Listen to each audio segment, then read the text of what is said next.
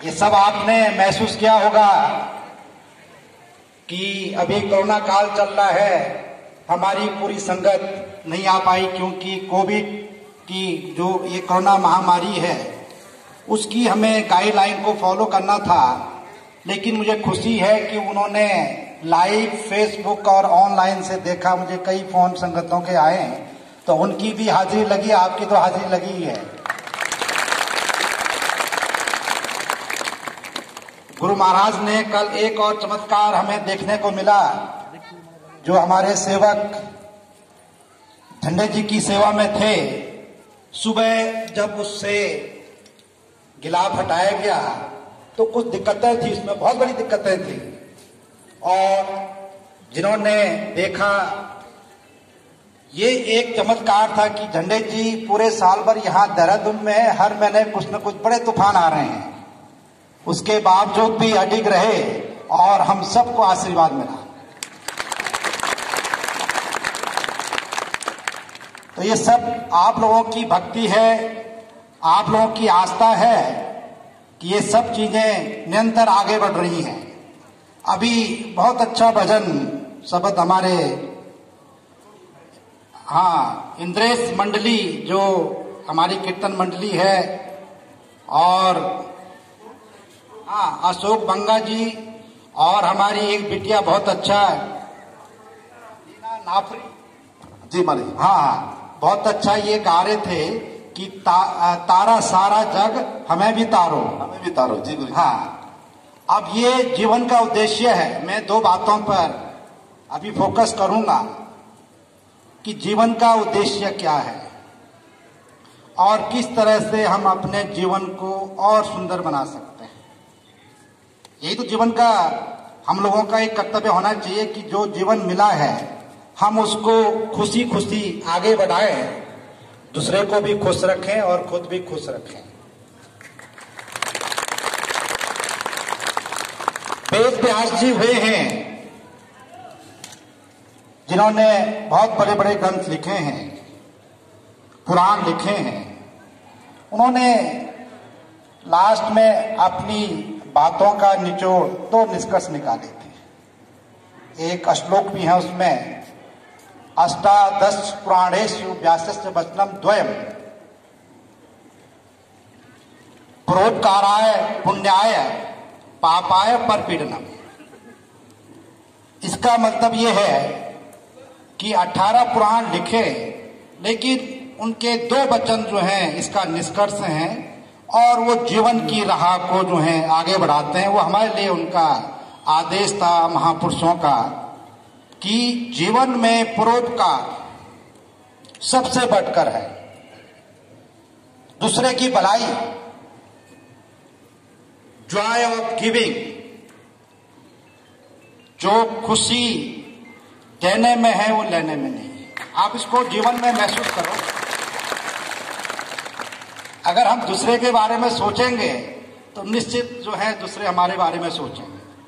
तो अगर हम ऐसा स्वार्थ रहित जीवन जिए तो देखना आपके जीवन में हर तरह की खुशियां आएंगी। एम्पैथी एक वर्ड होता है और संस्कृत में आत्मन पर्टिकुलानी परेशान न समाचरे, कि जैसा व्यवहार आप अपने साथ नहीं चाहते हैं वैसे दूसरों के साथ मत करो।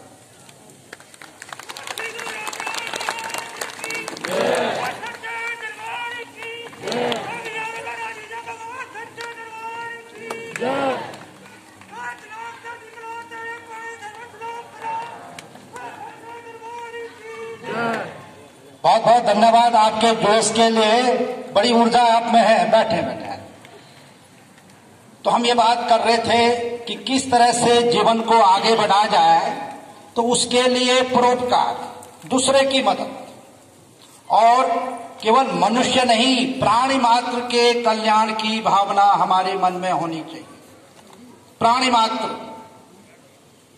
छोटी चींटी है, बहुत सारे जो है प्राणी इस जगत में आए हैं। आप सोचें इसके बारे में, जस्ट गिव अ थॉट कि ये जो क्रिएचर हैं, छोटे कीड़े मकोड़े वनस्पतियां, ये क्यों आए हैं? ईश्वर ने इनको बनाया है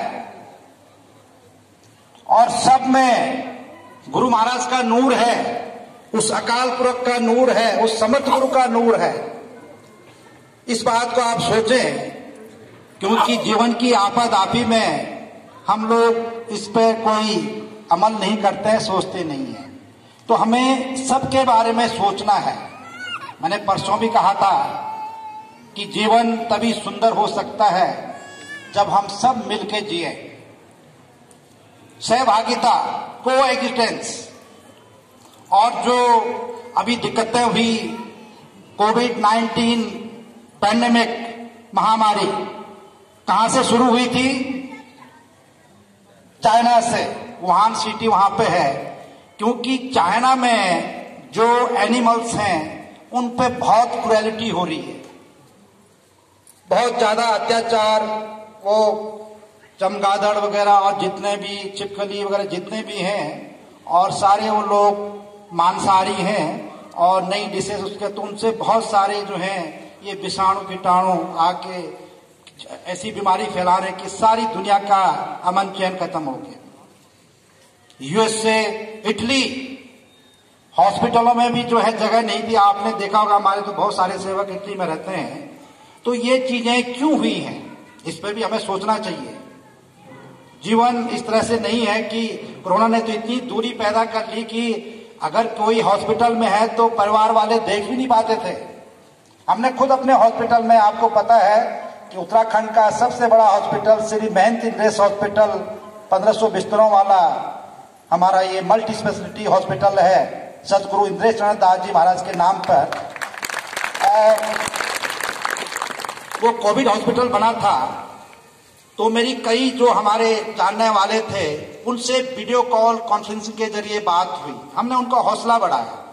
ये बीमारी एकदम लंग्स को पकड़ लेती है। मैंने पहले ही बताया था कि जो युवा हैं उनमें कोई इसका वो नहीं दिखेगा, असर नहीं दिखेगा, सिम्टम्स भी नहीं दिखेंगे। लेकिन जो 40-45 या उससे ऊपर हमारे बुजुर्ग हैं उनके लिए काफी दिक्कत हो जाती है। तो इसीलिए जो सावधानियां हमने बताई कि भाई आप मास्क पहनते रहें और दूरी, 2 गज की दूरी, ये गाइडलाइन WHO की, भारत सरकार की है। और बार बार अपने हाथ पानी, साबुन और सैनिटाइजर से साफ करते रहें। और सबको कुछ न कुछ करना पड़ता है, उद्यम करना पड़ता है। आलस्य जो है सबसे बड़ा रिपु माना गया है, शत्रु माना गया है। Laziness is our greatest enemy. अगर हम आलस्य करते हैं, सुबह टाइम पे नहीं उठते हैं या कल के लिए टाल देते हैं, नए साल में हम कहते हैं कि हम कुछ रिजोल्यूशन लेंगे और फिर वो दूसरे हफ्ते में सारी बातें वैसे हो जाती हैं।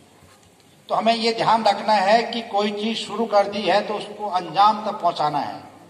और अगर एक अंश भी कोई अच्छी चीज हो रही है, जैसे बच्चे पढ़ाई करते हैं, अगर वो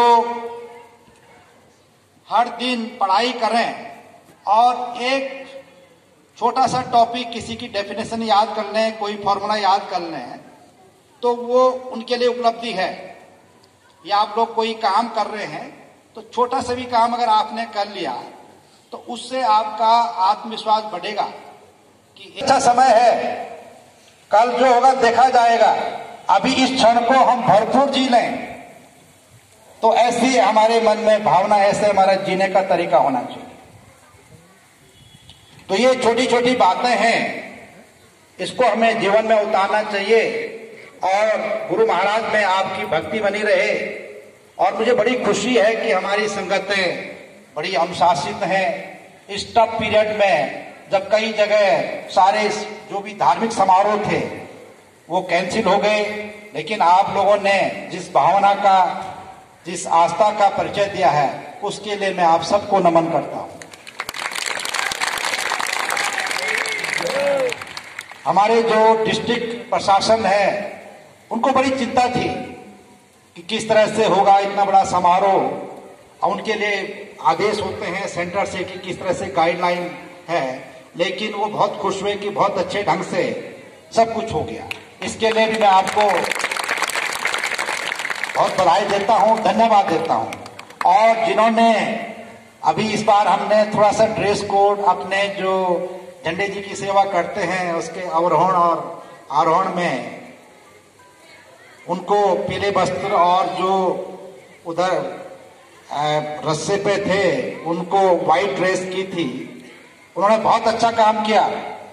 जो दिशा निर्देश थे उनका अक्षर सौ बिल्कुल डिटो अनुपालन करके बहुत अच्छे ढंग से झंडे जी को चढ़ाया, उनके लिए भी मैं बहुत बहुत धन्यवाद देता हूं। और आज से उनके लिए एक येलो आर्मी, हमारे जो झंडे जी पे रहेंगे उनके लिए हम अपनी येलो आर्मी कहेंगे और उधर हमारी जो उस पर रहेंगे उसको व्हाइट आर्मी कहेंगे। आने के लिए उनके लिए ये ड्रेस फिक्स हमने कर दी है। और जिन्होंने लंगर में सेवा की है उनके लिए भी बहुत बहुत धन्यवाद। बहुत मुश्किल काम होता है लंगर में काम करना, और जिन्होंने गिलास की भी सेवा की है उनको भी मैं धन्यवाद देता हूं। इधर जोड़ों में, सफाई में, जितने भी आप लोगों ने सेवा की है उन सब के लिए सारी संगत को मेरा नमन और